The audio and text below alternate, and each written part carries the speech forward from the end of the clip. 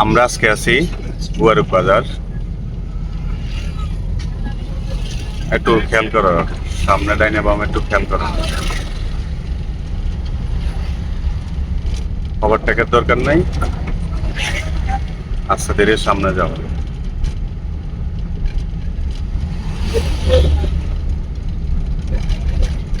আমরা যেহেতু আছি বুয়ারুক বাজার, চাঁদপুর কুমিল্লা আঞ্চলিক মহাসড়ক। আমরা যাচ্ছি চাঁদপুরের দিকে। আর ড্রাইভিংয়ে আছে নেহাল। নেহাল আজকে কয়দিন যাবত ড্রাইভিং শিখতেছো? 30 দিন। 23 দিন যাবত।